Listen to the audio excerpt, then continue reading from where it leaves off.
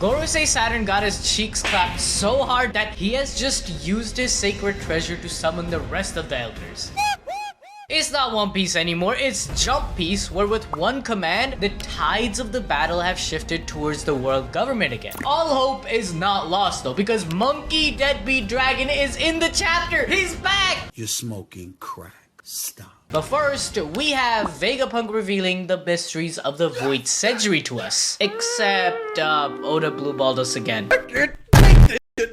I know, I'm just as disappointed as you guys are. Calm down with the booze. There's actually a very good reason as to why the broadcast hasn't started yet. Vegapunk wants to give the people of the world enough time to set up their transponder snails and video transponder snails. However, a key detail here is that to receive audio, it's pretty easy. Not so much for video, as preparing a snail for that takes a bit more time. Shaka says that they should give the people at least an hour, but that's too much time for the Marines to try and respond and thwart this broadcast, so we have a 10-minute time limit until the secrets of the Void Century are revealed. This should come as no surprise, because at the end of every One Piece arc, we have some kind of a time limit until a bomb will explode in Alabasta, or the birdcage will close in Dressrosa, or in Wano, Onigashima is gonna fall down.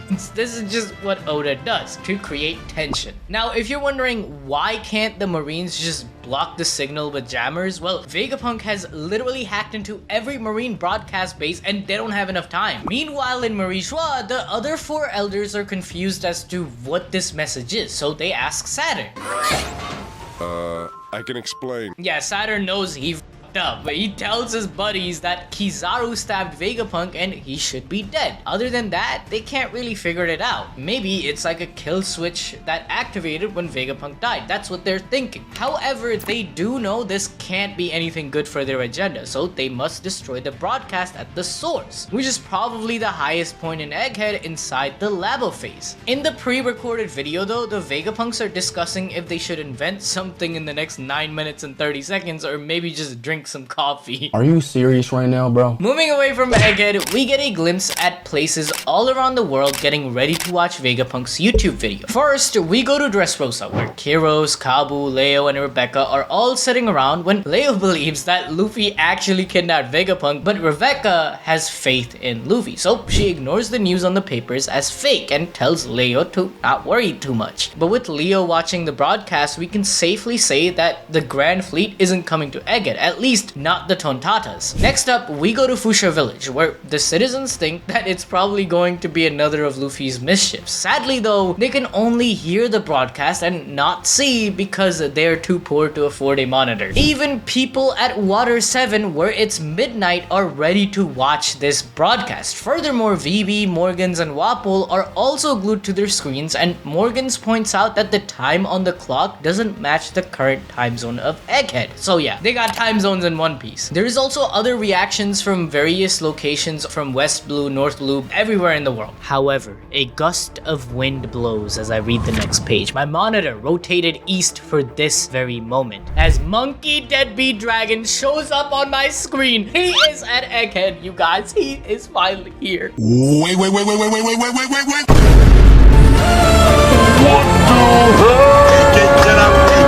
My disappointment is immeasurable, and my day is ruined. Nah, I'm done here, so you can voice the rest of it. This dude is never showing up. I drink my gamer subs every week for months. Code ABD 10% off, by the way. I drink my gamer subs and defend this dude, figure out reasons why he's gonna come to Egghead, but he never shows up. I'm out, bro. I'm selling all my stocks. You wanna give up now? Now, after 4 months of saying, Yusuf, dragon's coming, shut your mouth, bro. You can't give up. It's the year of the dragon, bro. The year of the dragon. He has 10 minutes left. No, 9.5 minutes left to scale the red line and come halfway across the world. His ass is not coming to Egghead. Sid, are you forgetting? Dragon has the wind god fruit. He can become one with the wind without air resistance. Meaning, just like Kuma who traveled in a pocket of air, dragon can get to Egghead, you know, in a matter of seconds. Bro, pass me the mic. Dragon's coming to Egghead, bro. Oh my god. Okay, look, we know Dragon is always seen around a storm. Him, Luffy, and Garp are literally based on Hanumanji and his father, the wind dev, Vayu. And you know what else Vayu is known for? Speed! Furthermore, with all the Native American symbolism around this dude, from his links to Che Guevara to Native American markings on his face, it is possible that his god fruit also takes inspiration from that culture. Y'all already know about how Dragon's fruit could be the deity known as Amaru, right? Well, there is another Aztec being called the Quetzalcoatl, which is a feathered serpent that can control wind, rain, and storms, that also has the ability to teleport. Don't give me hope. However, another hint to Dragon coming to Egghead is this panel right here. This could be Oda hinting at Dragon feeling guilty or responsible for not being there for his friend. Cut that. He feels guilty about not being there for any of his friends. Where are you, Dragon? We are waiting for you. Guys, one last thing I noticed before I uploaded was, look at these speed lines, yeah? Right next to Dragon, left side of him. That indicates that he's probably gotten his ass out of his chair and he's coming to Egghead. But the evidence to Dragon showing up doesn't end there, as we cut back to the chapter. Luffy is still 1v2ing Saturn and Kizaru, but something strange is happening. None of Luffy's attacks are doing any damage to the Gorosei. There are a few reasons why this could be happening. First, this regeneration is due to the immortality surgery given to each of the Gorosei way back in the Void Century. That's how these guys have lived for so long, but since it's a power given by a devil fruit, Luffy's haki should be able to surmount it, right? So why isn't he being damaged? Kaido was known as the world's strongest creature with one of the hardest skins, and Luffy overcame him, yet he can't put a scratch on this bozo? There is something fishy going on here. It's possible that Saturn's healing is actually superficial, where the damage is being done, but it doesn't actually show up physically. This fits into the themes of the world government and the Elder Stars, where everything is a facade. For example, the Reverie, which purports itself as the meeting of the nations to discuss world matters with every country having a say, but in reality, Imu is the one true king at the top, or the fake justice of the Marines that promises to defend nations, but they're simply there to serve the celestial dragons at the end of the day. Like, look at all the poor ass nations. A similar theme could be followed with Saturn and the rest of the Gorosei as they're getting damaged, but it is not shown. Another likely theory is that the real Saturn isn't even there on the battlefield. This is simply his devil fruit being summoned onto the world. Remember, Saturn's real form never entered Egghead. The first time we see him here in chapter 1092 is on his human hybrid transformation. Perhaps that's what this summoning circle does, literally bringing out the devils inside of the fruits. Honestly, this idea of the Gorosei not taking damage is genius by Oda, as Luffy's biggest weakness with Gear 5 currently is his stamina, and fighting someone who keeps coming back is a perfect way to show him as being overpowered yet still bear a risk in the battle. Coming back to the fight though, Kizaru starts shooting lasers through his eyes while Luffy declares that he won't give up until his friends escape. He then shows us a new attack called Gomu Gomu no